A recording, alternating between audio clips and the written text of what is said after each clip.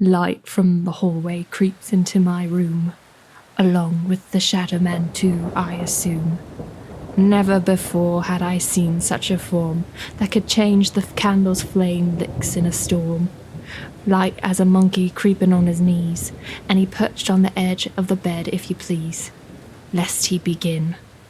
I wait here in the darkness till you fall asleep, and I come to your dreams with a promise to keep. From the night time till morning I'll torment your soul. I started to tremble, I covered my head, and took flight. He had deepened my plot and filled out with delight. I'd just about fell asleep when it started. It began when I felt something under my bed coming. As the stench of the Shadow Man's breath filled the air and the silence was broken 1 inch from my ear, and the Shadow Man whispered, "My boy, I'm right here." The Shadow Man by Kevin Menace, owner of the Dybbuk Box, poet and writer. And yeah.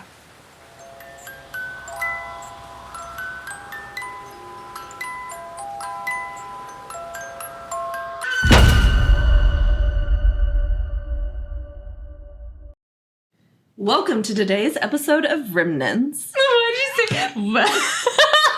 Why not? Welcome to today's episode. I'm your host. Yeah. I just have never said it like that. I'm trying to switch it up. Okay. No, you go. Welcome to today's episode of Remnants. Sorry. Hi. Now I don't know how to start it. Okay, you do it again. Do we just do? Hey, this is Remnants. I'm your host, Kayla. And I'm Emily. We had some trouble beginning because we just did. Yeah. We tried something new, and I'm not professional. No, I think it's cursed, our technology. Because This episode is already cursed, yeah. Yes. We were somehow, inexplicably, auto-tuned the first few times we tried recording. Literally, there's not a single setting on the things that we're using to record that was set to... Auto-tune. Yeah, we're just, hello! Just for no reason. So if we start randomly being auto-tuned in this episode, well... We're haunted. It's the curse. It's the curse. The curse! Yeah, so today's episode is about a singular haunted object. Maybe the most haunted object in the world, if Zak Bagans has his way. Wow. Everything is the most something. Everything Zak Bagans encounters becomes a hyperbole. His life is a hyperbole. At this point. Yeah, the Dybbuk Box. Yes. Haunted boxy box. Yes. It's, yeah, I don't know, like, I know you've seen it in person. I have, yes. And you've actually, like, you have some legit, like, stories about how that went for you. Mm-hmm. Yeah, and I kind of have some other very loose tie to the Dybbuk Box. So there's a couple things. Yeah. Yeah. Which I find, like, the actual lore behind what a Dybbuk is doesn't really seem to lend to boxes being a thing in it. Like, I don't know if you know much about the overall lore of the... No, but I just kind of know the minimal amount. Yeah. That comes with when you look up Dybbuk Box. Right. The little blurb it gives you. Yeah. About what a Dybbuk is. Right. Well, that was my hair clip. So, the Dybbuk comes from Jewish folklore, and it's believed to be a human spirit that is restless because it committed some sort of sin in life that is keeping it from moving on to either heaven or Gehenna, which is essentially hell. And this spirit is capable of possessing a human body. And there's some things I've heard tellings in folklore say that the Dybbuk clings to people who have also sinned, and a lot of, not necessarily speculation, but it's more kind of like the skeptical view of what the Dybbuk folklore was created for, was to kind of act as like the moral police. So like if somebody's doing something or behaving in some way that's not acceptable, they say, well, that person is possessed. So that behavior is wrong. It's an evil spirit. we must exorcise this evil spirit. So yeah, it was used a lot for like mental health and anxiety and all of that. Like that behavior is bad. It's a spirit. We have to exorcise it. We're not fixing it. That's just how we handle things that aren't acceptable, which isn't part of like the paranormal story, but that's kind of like where it, kind of the cultural lens of what that story might have kind of initially been created for. Okay, now comes the part where I say a lot of things that I might mispronounce. I looked it up, but that probably means nothing. The word Dybbuk comes from the Hebrew expression. Oh my god, I need to say that again. Hebrew expression. I forgot all my R's. The word Dybbuk comes from the Hebrew expression Ruah ha-medabek, which I'm sure I said 100% wrong, but I tried to find it. You might not have. Maybe. I mean, I said it better than I said Hebrew, which means the spirit who cleaves. Okay, so that's where, because every time I saw, like, it was like explaining what a Dybbuk is, and it's like, it's a wandering spirit that cleaves to the soul, and I'm like, who uses the word cleave? Cleaves. That's such an aggressive term for... Anyways. Yeah. I just, like, it's not a word I say in everyday speech. Yeah, so that came from where the term Dybbuk originated. So these spirits were commonly believed in during the 16th and 17th centuries. Individuals suffering from anxiety and other mental disorders, like I mentioned earlier, were often taken to a miracle-working rabbi or a Baal Shem to have the spirit exorcised.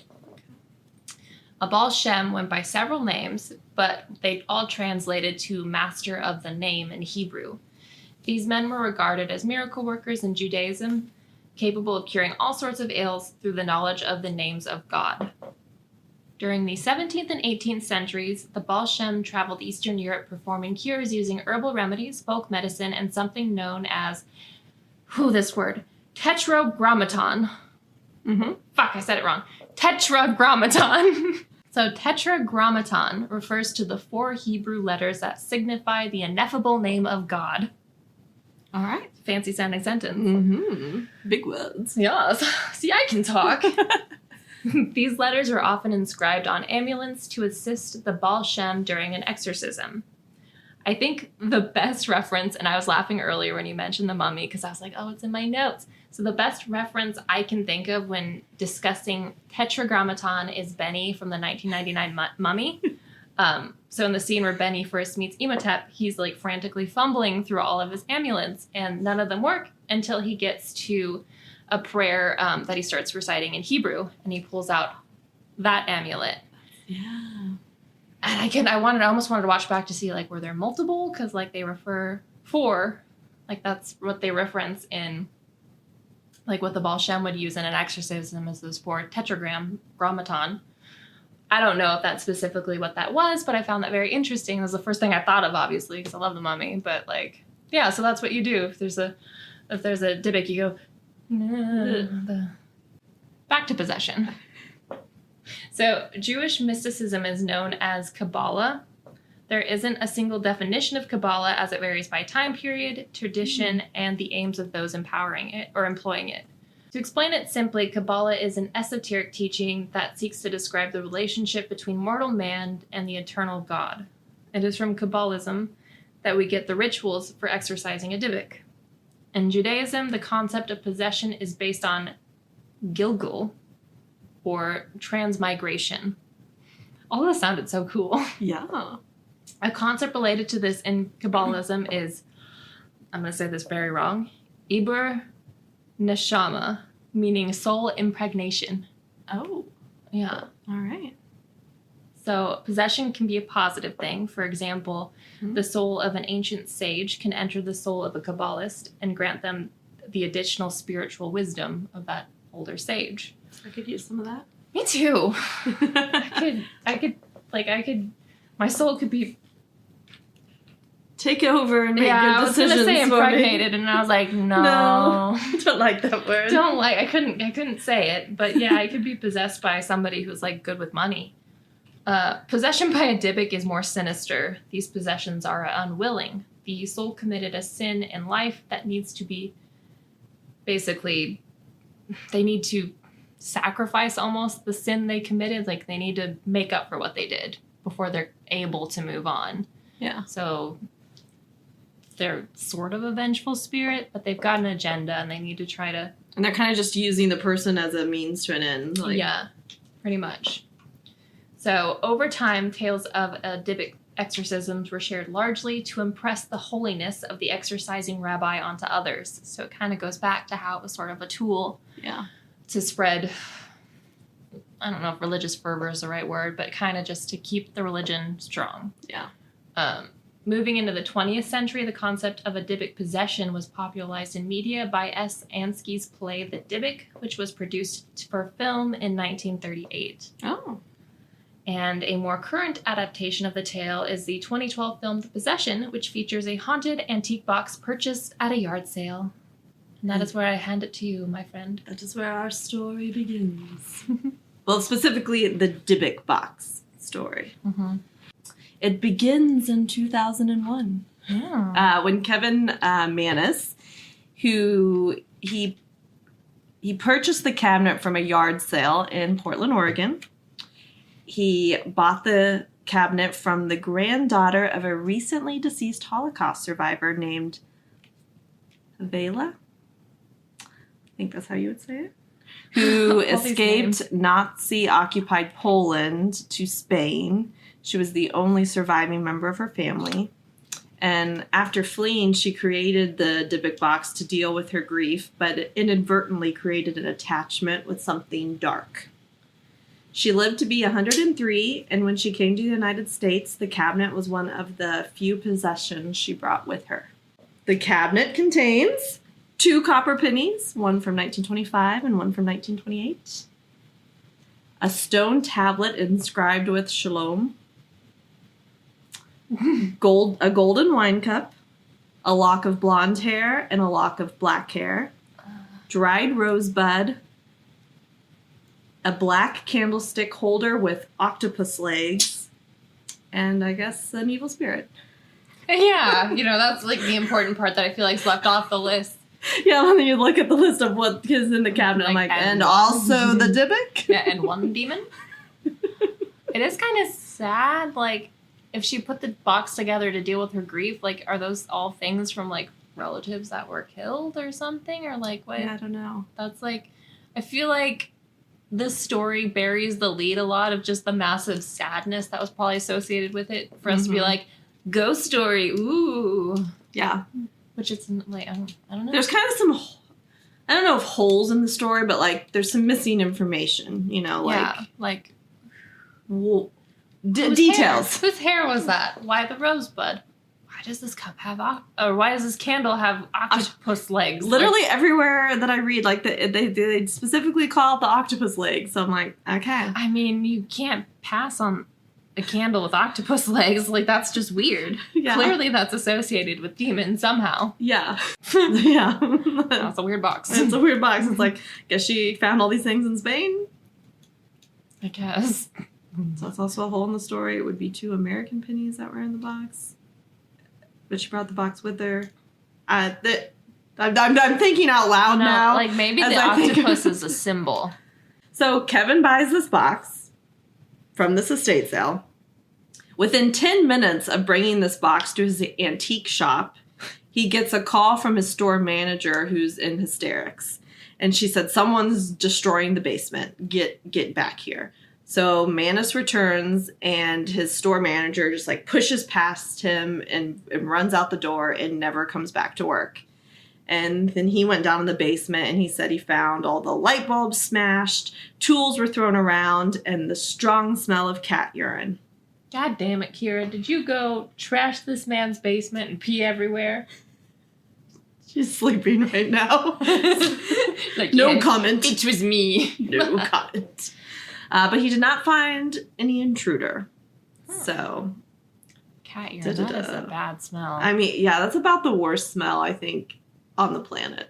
Like, what if there was just a really mad cat in that box and it got out? It's like,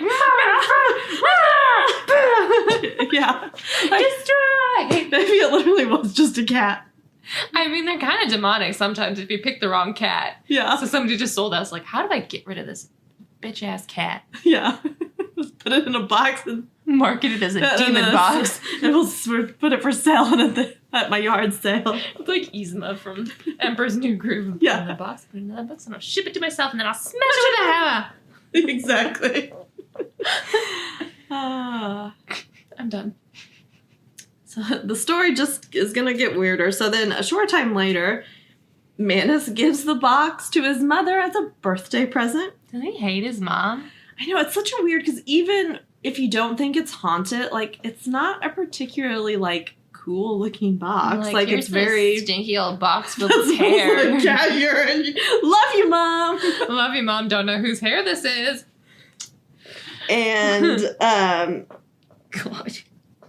Yeah, he said within minutes of her opening it, he could tell that she was having a stroke. And so, it rushed her to the hospital and she lost her speech. And he said that while in the hospital, like, they had given her this, like a board to write on, and she wrote, "No gift, hate gift." It's not funny, but, like, it is, like, it's like, was that her first words? He's like, "Mom, how are you doing?" Hate gift. I'm going to hell. I don't know. It's just like, it's just as funny, not funny. But in a 2012 interview on the TV series Paranormal Witness, his mother, Ida is her name, she described, like, feeling a cold breeze from the box when she opened the doors and then experiencing pure evil coming out. And she said she immediately had a stroke. So maybe it was all that ammonia. I mean, cat urine is just it's strong. I've almost passed out cleaning litter boxes before. I was like, well, I mean, you can't clean them when you're pregnant. There must be a reason for that. Yeah, maybe a cat just peed on that thing and it was just sitting in somebody's basement gathering evil spirits for years. Yeah. Evil spirits and cat pee, that'll do it. Yeah. Hate box. Hate gift. So then, this Kevin guy. So after that failed, he attempted to give the box to his brother and his sister and also his girlfriend. Oh my God. And all three returned it with various complaints. Mostly, it smells like cat urine or it smells like jasmine. His sister said that the doors flew open on their own. And, they all said, like, they were seeing shadows out of the corner of their eyes. Why is he giving people this box? He must hate his family. I don't know. I'm going to give you the box now, sucker. But I guess maybe it's because he couldn't sold it. Because I guess one couple that did buy it from his store, he found it on the shop's doorsteps with a note, "This has a bad darkness." Like, they brought it back. This has a bad So darkness. maybe, I don't know the order of these things. Like, I don't know if he, like, sold it and brought it back. And then he was like, well, I gotta get rid of this somehow. I think in an article I read, he said, I don't know if it was him or maybe another owner, but they talked about they were afraid to destroy it. Like some people, like, fully released it or something. Right, like, they were too afraid to, like, burn it or just throw it away. Right, so. like, just abandon it in an alley somewhere. Yeah. Leave. Yeah, make it someone else's problem. Yeah, like, they won't know to give it back to you then. Yeah. Don't give me a cursed object. Yeah. Not my fucking problem. Yeah. Not my problem. It's like Jumanji. Like, It is. Like, throw it away. Well, here the story takes kind of a dark turn for a little bit. Kevin Manus does say that the brother of a store employee died by suicide shortly after visiting the shop and accidentally knocking the cabinet off the shelf. And a couple years later, the worker himself took his own life. So that's kind of some, like, dark, disturbing tied to the Dybbuk Box. Yeah, and you wonder, like, is it actually related, or did somebody just capitalize on something sad happening and be like, well, he knocked the box over? So, yeah. Well, we'll kind of get into that with some of the other owners and their stories. But, so after all this, Manus finally just took the box home himself. And Wow, man, good job. That's when he began experiencing nightly dreams of less horrifying, like, witch old crone type woman.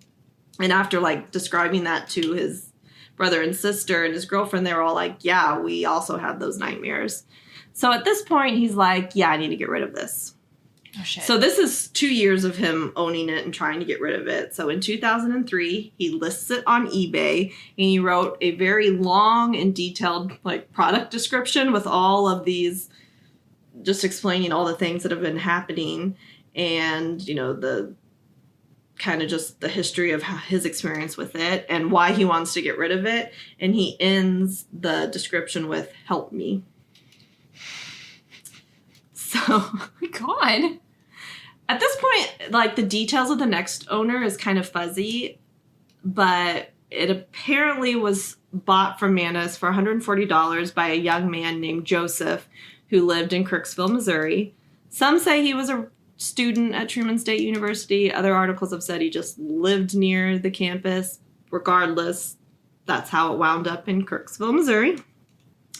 So this Joseph, he bought it and brought it to his house that he shared with 6 roommates. Mm-hmm. And Manus said he tried to warn him about the ill effects of the box over the phone, but Joseph wanted to buy it anyways. Manus said that the day he shipped the box, he felt a palpable difference in the environment in his home, and it was like coming up out of water.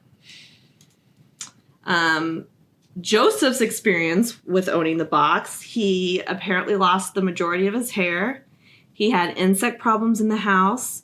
His roommates complained of waking up with burning eyes. They all complained of strange odors coming from the box, and they saw shadows out of the corners of their eyes. After this short time, Joseph's roommates were like, please get rid of this box. So he listed it on eBay and wrote all the, quote, side effects of the box in his eBay post. And that's when Jason Haxton, also a resident of Kirksville, he is the director of the Museum of Osteopathic Medicine at A.T. Still University in Kirksville. He bought the box, I think, in like 2004. I didn't really find a date for it, but it's like Joseph bought it in 2003, and so he had it for a little bit. So I'm going to think Jason Haxton bought it around 2004. Jesus. So what's kind of my like sort of loot, and Jason then owned it for the longest, then he didn't sell it to Zak Bagans until 2016. So he had it for a significant chunk of time. And kind of my loose connection is that I lived in Kirksville during this time. I went to Truman State University, and so I lived there from 2006 to 2010. So I lived there when the Dybbuk Box lived there. Oh, so I don't think I realized that you lived there at the same time. Yeah, because I remember when the 2012 movie, The Possession, Sam Raimi's movie, when that came out, and I remember like all of like my college friends were like, oh my God, this like is about Kirksville. Like because it's a town of like 17,000 people in the middle of Northwest Missouri. Like it's not really famous for anything. Right, and the box is there. And the box is there. So we were all pretty like excited about, there's Hollywood's making a movie about us. Not really, but Close enough. Close enough. It was like a hot topic for a little bit, but I mean, that's a pretty big deal. Yeah, so. Even worse to know that you've got cat pee box living in your town. Yeah, but I didn't even know it. God, if you'd known it now, you would have gone to that house and be like, can I see? I totally would. Can I see your box, please? Yes. You know the one. Mm-hmm. Yes. The one that made you bald. Well, apparently, like, where he lived is next to the Truman State University farm, which I would, like, go out there because it was really cool. They had, they just had horses out there you could go visit. And also, that's where what's the thing that looks at stars? Fuck, what is it called? The huge, massive telescope. Yeah. That you could go out there and look at the planets and stars, and did that a couple times, which was pretty cool. I was potentially pretty close to this box. The box. Maybe the Dybbuk liked to visit the farm too. Yeah. Take a stroll with the animals. Look at the stars. That was the best time of its life. He was playing that time I fell into a snowbank while out at the farm. He was just like trying to film a news story. Let's go. I did. I was just walking. We should post the video because I have me on camera like trying to film at the farm, and I just fall into this. Maybe you were pushed by the Dybbuk. It was the Dybbuk. He pushed you. Anyways, back to Haxton. So he says the trouble began for him as soon as he touched the box. He writes that he had a searing stomach pain that overwhelmed him, and that evening he was haunted by dreams of a horrible woman with sunken eyes. His health soon deteriorated, and he began experiencing choking attacks. He had hives, and then he also like had this. His eyes would like kind of bleed sometimes. What? Yeah. Yeah. I don't like that. Yeah. He said he tested the surface of the wood for any substance that might explain the effects. He kind of had the most like scientific approach to it. Like that would like ammonia or some other toxin, and he said all the tests came back negative that he performed. He said he and his son would sometimes get the cat urine smell or jasmine. Those are two wildly different things too. Yeah, exactly. I was so confused. Yeah. He said the heat in his house stopped working one time. To get that replaced. I mean, that has to be a spirit. There's no way that could just happen. Nope. My heater broke. God damn it! It must be this box. This motherfucking ghost again. So after all these events have happened, he, apparently consulted, I don't know, some paranormal group, and they were like, you gotta seal it in a 24 karat lined wood box and put these religious items in there with it to counter the evil. So interesting. Like I found something that said it was a rabbi that he reached out to. The article I read just said it was a paranormal group. Yeah, so that's interesting. I wonder which it was. I mean, a rabbi would make more sense, but would they have known? Were they even associating it with a Dybbuk at that point? Because would they have known to reach out? Yeah, I mean, it was the Dybbuk box. There was that hit. Yeah. They were calling it Dybbuk at that point. They weren't just buying the stupid smelly box? No, it was labeled because Kevin labeled it Dybbuk Box on his eBay post. So, yeah, they were calling it the Dybbuk Box. So then they would have had a reason to think it was... Yeah. Okay. Well, and I like the religious items he put in were, I think it might have been like a Kabbalah book, and it was Judaism-related religious items. So... Yeah. But everything else, as far as like the gold lined wood container, is the same. Yeah. It's just either a paranormal investigator or a rabbi. Maybe it was both. Paranormal investigating rabbi. You never know. He wrote a book, so maybe we need to consult like what he wrote in the book. Yeah, we'll have to find his book, and hopefully that's not possessed too. Yeah. All his books. I don't want anything to do with that thing. So he put it in this box, and then he put it in a military box, and he buried it in the ground, he said, to keep it safe from the public. Of course. Because which makes sense, maybe this, I don't know how long it was. He said he kept it in the ground for 5 years, so if you kind of backtrack, he sold it to Zak in 2016. So he probably didn't bury it till like 2011. So I don't know if by then the movie news was kind of like out. Maybe he said like a lot of people were curious about the box, or just word gets out in a small town. He's like, you can't visit it. I buried it in the ground to keep you safe. And then he decided he didn't want to keep people safe anymore, and he sold it to a museum. Mm-hmm. This belongs in a museum for everyone to see. Everyone. Surely Zak will keep us safe.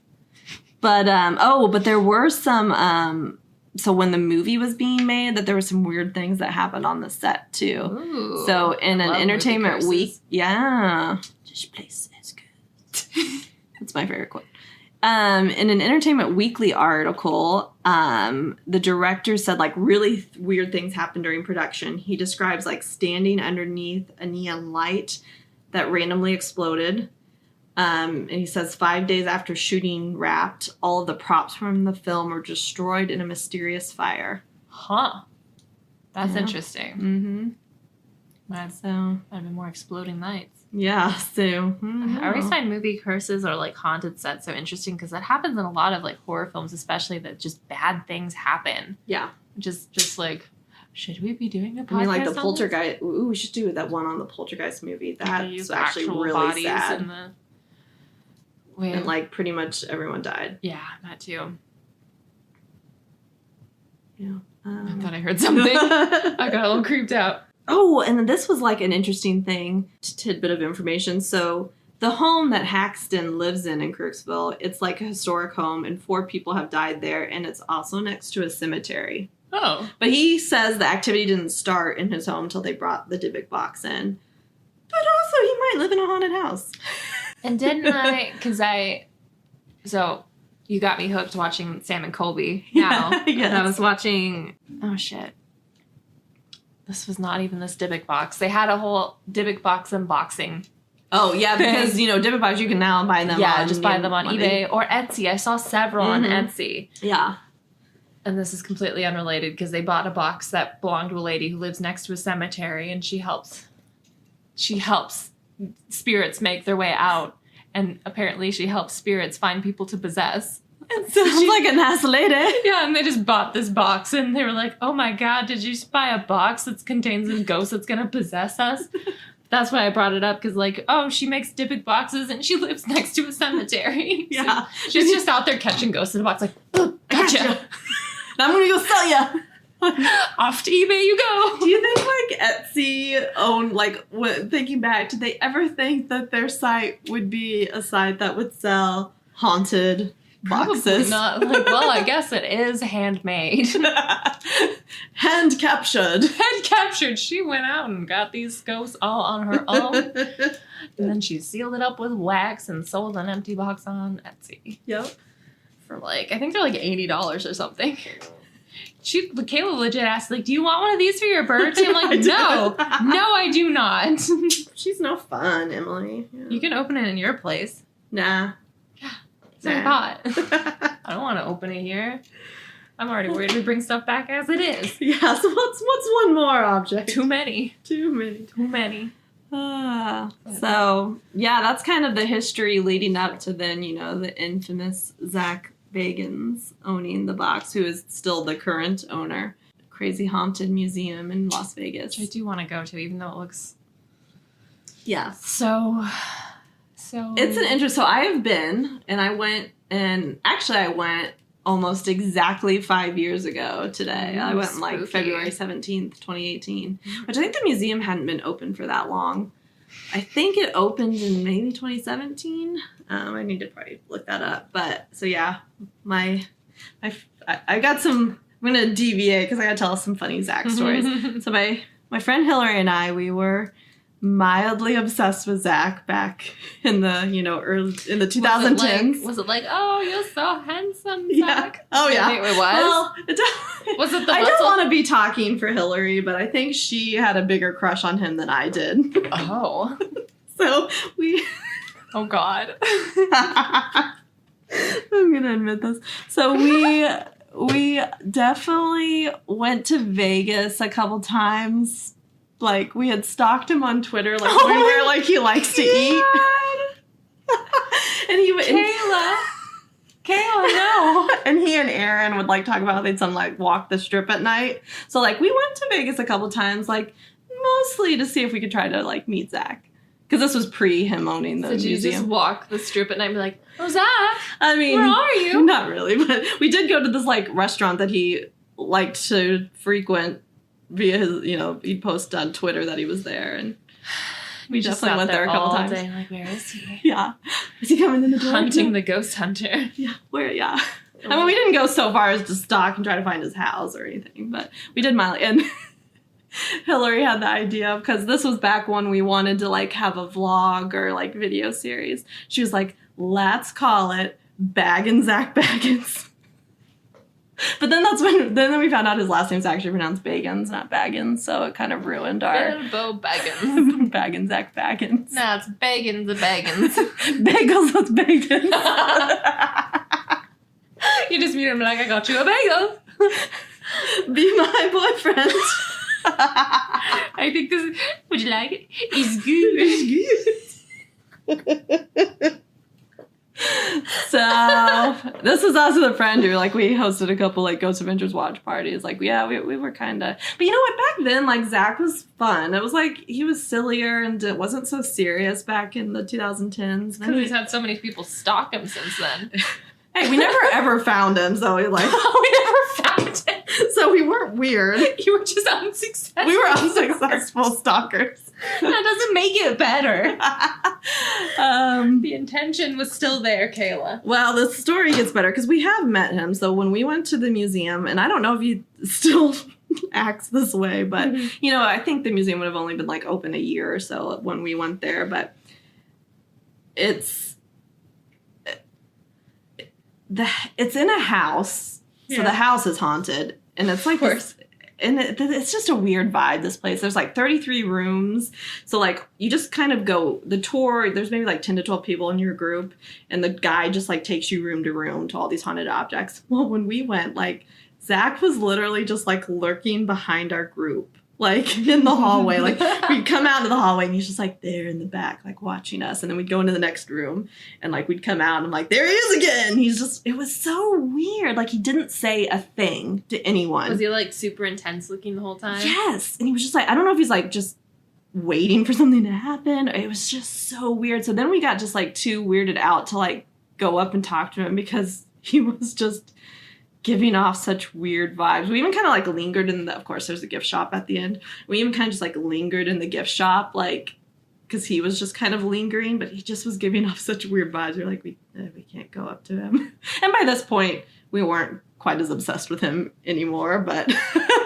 Maybe he like had unleashed a super dark spirit and he's like, I want to see which one of them gets possessed. I mean, there's a lot of haunted stuff in that museum. Including him. Yes. I mean, he'd probably agree with that. It's like, I'm the most haunted object here, other than yes, the box. So I have seen the Dybbuk Box in person. Hillary wouldn't go in the room. And I went into the room, and I've never had such a reaction to an object. Like, I had to, like, force myself into the room, and then I, like, stood in the back corner, like, as far away from it as you can, like, while the tour guide's talking. And, like, you know, at the end, they're like, if you want to come up closer. And I did, but I had to, it was, like, so weird. I like, had to force my feet to, like, move closer to it. Like, I've never had such a reaction to something. But I don't know how much of that is, like, just my knowledge of what the object was. And, like, the walls are, like, painted black. And so it's, you know, and it's, like, lowly lit. So, like, the room's creepy. So I don't know if that's kind of just, like, you know, your fight or flight instincts being like, this room is weird. Yeah, like, you don't want to be in here. Or if, I don't know, is it the box? I don't know. It's hard to say. Like, with that, because I didn't have that reaction. Because then the room like next door is where the Peggy doll is, and I remember I don't know. I kind of went in there. I was like, okay. Like, I don't know. Like all the other rooms in that house. I feel like I'd be the opposite. It was like, oh my god. Yeah, Hillary didn't go into the Peggy doll room either. She was way smarter. I know. Like I say I want to go there, but I'm so weird with cursed objects that I'm just like, you know, better not find out. Yeah. Best not. So. I don't know. So, yeah, I didn't have any weird reactions in any other room in that museum, but definitely the Dybbuk Box one messed with me, you know. Yeah, and that's, like, more compelling than, like, a lot of the other things I've heard. But then, like, were you also just equally creeped out because Zach's just in the background just, like, it was this dark, ominous cloud? Literally the whole time we were in the museum, he was just, like, following our group, but, like, from a distance. It was super weird. You got stalked back. Yeah, that's right. You're laughing at me for stalking. He stalked me. It was karma. Yeah. He knew who you were. Like, you followed me. I know you followed me. You made me afraid. Now I'll make you afraid. Wow. Yeah. So. I wish I had a history with Zak Bagans. Bagans? Bagans. Bagans. We said Bagans for so long, and it was like we finally listened to him pronounce his own name. It's like, oh wait, it's like, wow. Bagans is better. Yeah. Don't you want to be a hobbit? Right? Guess not. Yeah. Sad. So, anyways, that's my kind of little ties to the Dybbuk Box. Is I lived in Kirksville, Missouri. Basically, you are the Dybbuk Box, I think. You have so many connections. I think you're cursed. I'm cursed. Yeah. I followed the box. You did. All the way to Vegas. But you didn't stay. You're not committed to the box. No. I'm disappointed in it. I haven't been back to visit it. Maybe you should buy it next. Oh, yeah, and I love how, like, Zach bought it from Jason Haxton for an undisclosed amount. Yeah, when it was sold for less than like $300 every time it was sold, and Zach's like, I'll take it for $5 million. I probably did pay a ridiculous amount because I feel like Haxton wasn't. I don't think he was really that willing to sell it. Yeah, and the movie had come out since then and everything, so could have been worth it. I bet Zach paid a pretty penny for it. And to put it and it's the most like it's his like it's the crowning jewel. The crowning jewel of the museum. His collection. Which is even more so since, actually, you know what? This happened in 2018 too, the Post Malone thing. I wonder if that was before or after I visited it. Probably after, because I went in February 2018. Maybe he was really worried. He's like, I gotta make sure this doesn't happen again. Yeah. Another Post Malone. That's another weird thing. So like when I saw it, it was just like in a glass case and you could get like pretty close to it. It's now like got this weird, massive like wood structure around it. And it had, like, Hebrew inscriptions on the windows, which is very... So I wonder when he did that. Maybe after the Post Malone incident. So that's where, if you guys haven't, like, heard about that, could you live under a rock? I'm just kidding. Yeah. Shouldn't everybody know that Post Malone was almost killed by a demon? Yeah. 3 times? Like, don't you follow paranormal news? Duh. Duh. And didn't he, like, visit? And, like, yeah, so it was on an episode of Ghost Adventures Quarantine. Oh my God. So Zach opened the box and he supposedly heard it say Kevin, which probably referencing, you know, Kevin Mann is the owner. And evil was also another word that came out. Yeah, so the highlight is like security footage of like Zach like touching the Dybbuk box, and Post Malone's got his arm on Zach. So like Post Malone didn't directly touch it, but like he's touching Zach and Zach's touching the box. And they kind of have a weird reaction because then Zach like suddenly like, I don't know if you've watched it. Yeah, he like pulls back and then they're kind of like standing next to each other and then they like kind of get out of the room quickly. It was a weird. Yeah. It's weird looking. Yeah, it was almost like they were playing Ding Dong Ditch or something. Yeah. And just like, who touched it? Run! But they like hesitate before they run out of the room. Go. Yeah, it's weird. And then actually like Post Malone isn't even the one that was like, yeah, it was cursed. It was like kind of like the internet. Like, so he had these series of things happen to him. His like plane had to make an emergency landing. His home got broke into and his car crashed. Yeah, like all in the same like month or something. So, yeah, like all pretty close together. So then people are like, it's because you touched the box. And I heard that like he just had a Twitter post that just said God hates me. Yeah, that's what, yeah. That was his. So he's never really come out and said, yeah. Yeah, I was like, yeah, it's the Dybbuk. Everybody else is like, no, it is though. It is the Dybbuk. Yeah, because you touched that. No, it's Zak. Mm-hmm. It's Zak Bagans. You touched Zak, and that's where the actual curse came from. Mm-hmm. That's what I'm convinced of. Yeah. The Dybbuk lives in him now. That's why he was following you. Yes. Mm-hmm. He's like, maybe I want to transfer to one of these people. It's like that girl looks like a good candidate. It's like she had demon eyes as a child. Oh yeah, I've got to post that. I was showing Emily like baby and toddler pictures of me. My God, my eyes were so black and like no black soulless voids. Yeah, there's like no white. No, and she just has this little smile, just like, yeah. You don't want to know who I was in past life. Yeah. Hopefully the demon's washed out of you now. You've been alive long enough. Well, my eyes are green now. They did change color. So at some point, I guess I got exercised. I have to talk to your parents. Like, hey. They did take me to see, like, because I guess when I was a kid, I never drew suns in my pictures. And so they were concerned about me. Never drew suns and had black eyes.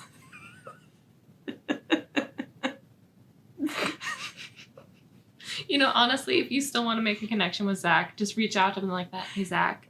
Look at this baby picture of me. Look at me.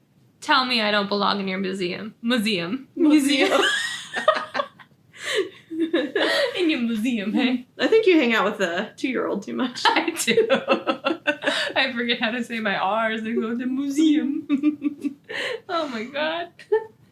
2-year-olds and demons. My company. Yeah.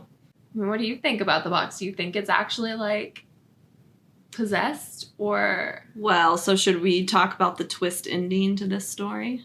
Yeah. I want to hear the twist. So in 2021, I don't know why I said it like that. 2021. I don't know, this Dr. Pepper's hitting me weird all of a sudden. In 2021, Manis came out and said that he made the whole thing up. But he was really weird. So it was during an interview, and I'll link the article because it's actually the way the journalist wrote it is like he wrote it kind of as a narrative, so it's an interesting read. But basically, like, he kind of was calling Kevin out on some of the holes in the story, and so, like, I don't know, I guess he like called Kevin back a few days later and was like kind of called him out on the bullshit and was like, what's going on? What's the real story? And that's when like Kevin came out and said that yeah, it was entirely fictional. He did buy the cabinet at a yard sale in Oregon, but everything he put in there was he did. And he said that if anyone can find reference to a Dybbuk box before 2001, before 2003, and he had it on eBay, he'd pay them like $100,000 because he's like, I made up Dybbuk Box. Like, that's not a thing. Huh. So interesting. Like, what? Yeah. Like, why? Mm-hmm. Like, I guess it did kind of obviously blow up, but I mean, when he owned an antique shop, so I don't know if he was kind of trying to use it as like a kind of like promotional type thing, like advertising. True. In a way. Yeah. I mean, he's made money off of it because he also got paid, I think, for the film rights.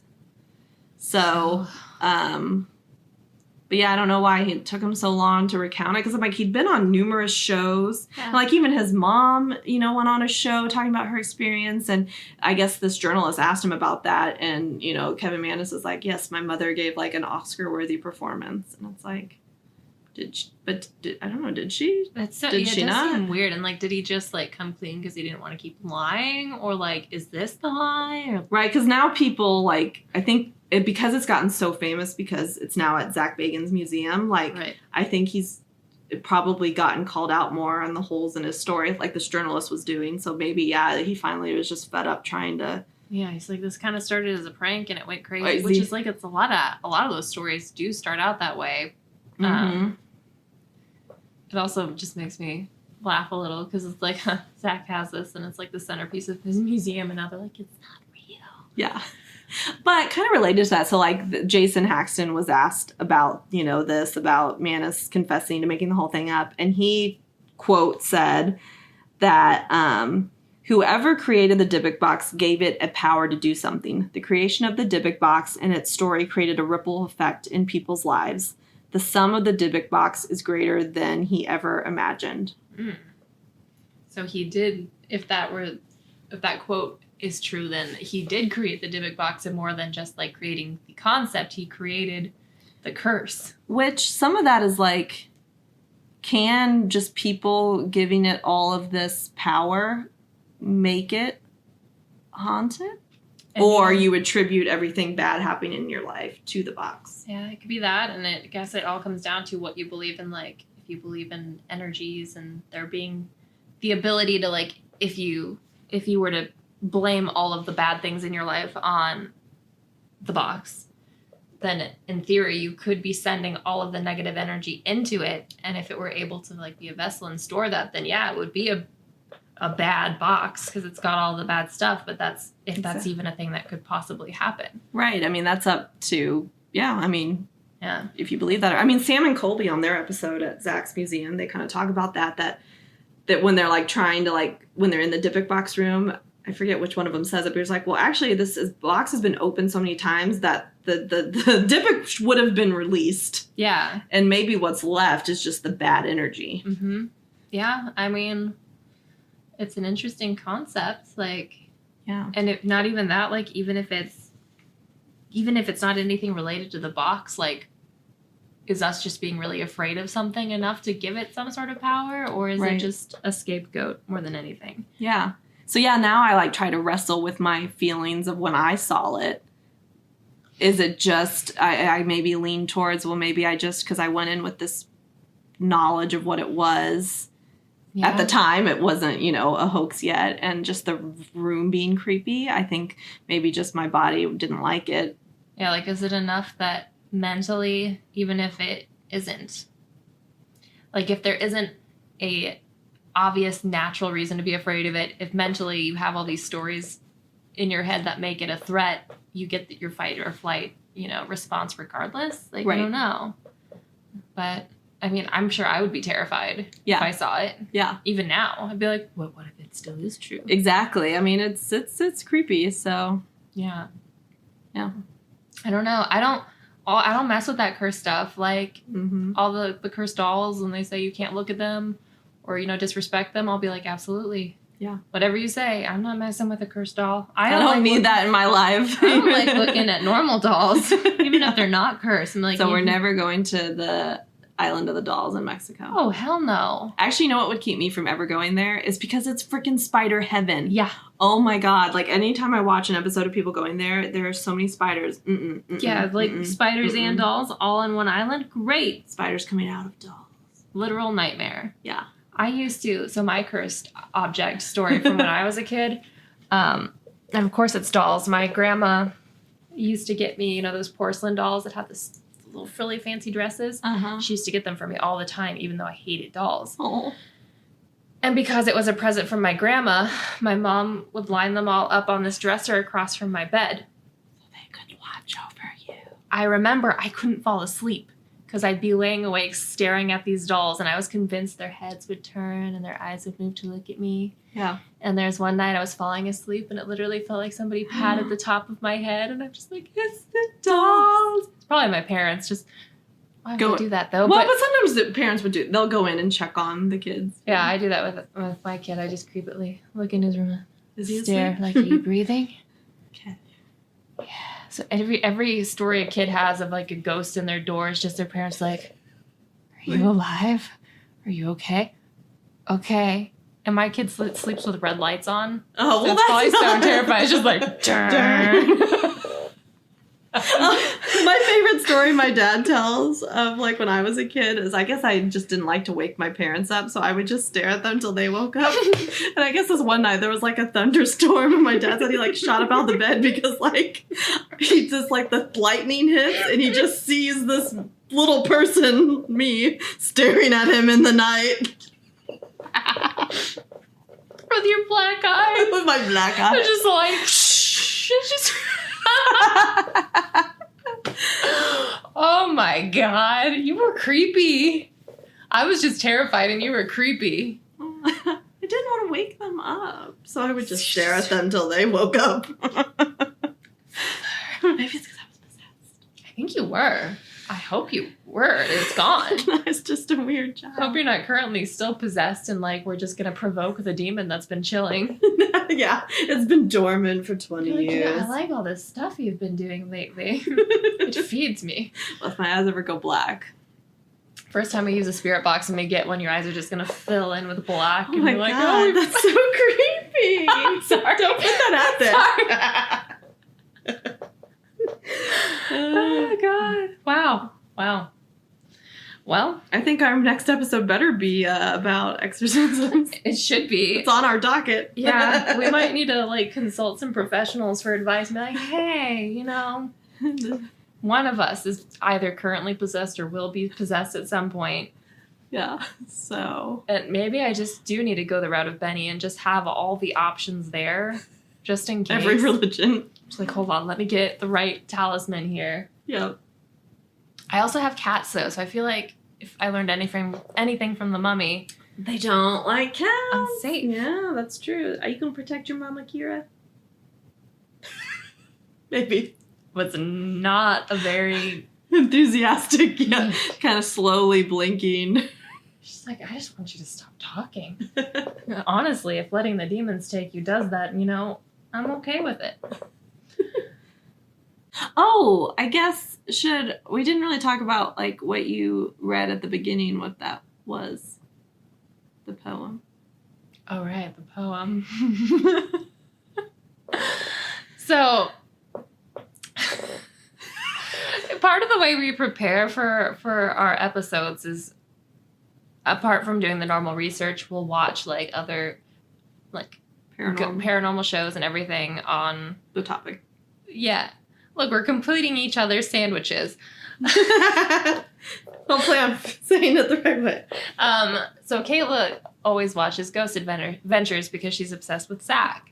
And she's like sending me videos she's recording on her phone. And I have no fucking idea what's happening in it. It's just this recording. It's a recording of Zak and company in a control room watching another man on a TV screen in black and white. And he's just standing there just mumbling in the dark. And I'm like, what the fuck is this? Kayla just... Apparently, did you transcribe that while you were like? Where did you get the full poem? Yeah, so I was like pausing it and writing it out. Jesus Christ! You're so, what's he say? I must write this down. Well, first I was like, well, I didn't know if what he was saying was like, I'm like, is this some Edgar Allan Poe poem? So I like, first I just wrote a couple lines and like Googled them and they didn't show up anywhere. So then I had watched this before I read this other article which just makes the story funnier. So anyways, this is during an episode of Zak Bagans' show called Deadly Possessions. And this is before he owned the Dybbuk Box. So Jason Haxton brought it to Las Vegas. Did he fly with that? I have some questions now that I'm thinking about it. Anyways. That's true. Like, how? He brought the box to...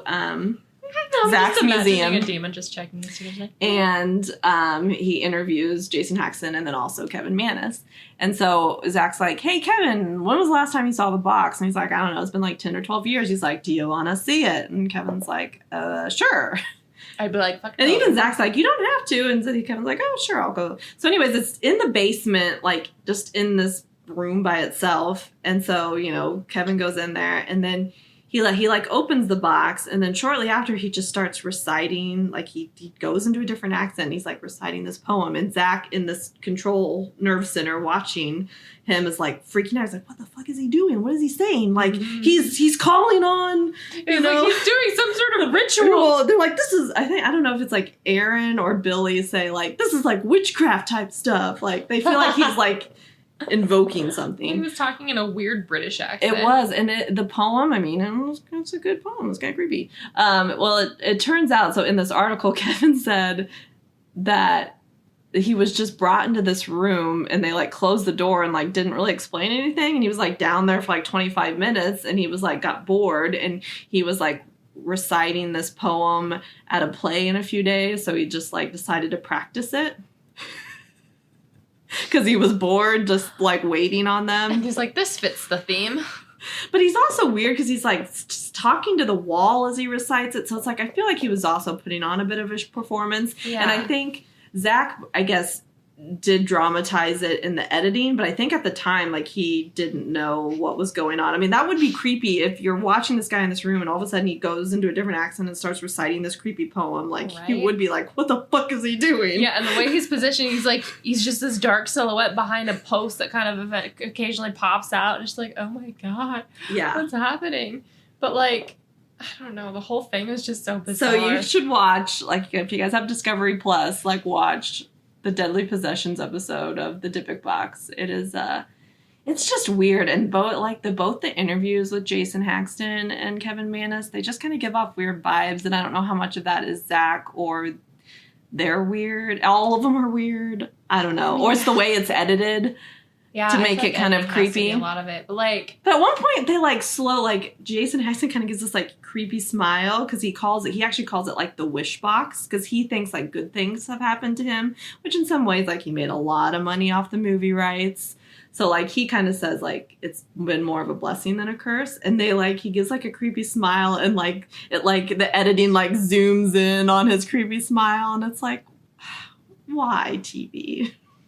It's because it's associated with Zak Bagans. You gotta make everything as weird as possible. Yeah. Like drama. Well, that's why I started to stop watching the show, because when he started doing all those reenactments on Ghost Adventures, and it just got so cheesy and weird. Ugh. I miss the early seasons of Ghost Adventures are gold. When they used to, like, antagonize the ghosts, too. That was more fun. That's what we like. We like to antagonize the ghosts. God. Anyways. Maybe that's what happened. He antagonized the ghost so much that he got possessed, and now this is what we're seeing. Well, he talks about, like, that he has been possessed and brought stuff home at different times. Great. I mean, they've gone to so many... What the fuck was that? The coffee machine. But why is your coffee machine going off? I don't know. I hope the audio picked that up. That was really creepy. My eyes are watering. Oh my God. Don't leave me, Kayla. Oh my God. Well, people talk about, like, when they talk, this box has talked about, like, weird stuff happens. It was used like 3 hours ago. Well,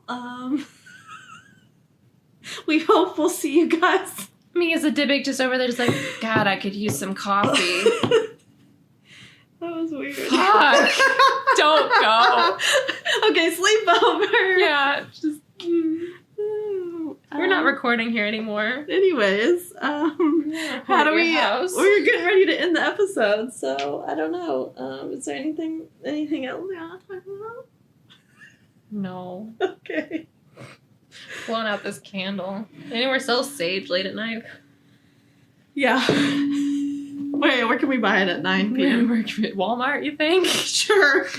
I mean, they sell a lot of weird stuff there. Surely they gotta have some sage. I think I actually saw sage at Five Below once. I don't know if that's the good stuff. We'll take whatever. Yeah, just like I need Five Below sage to...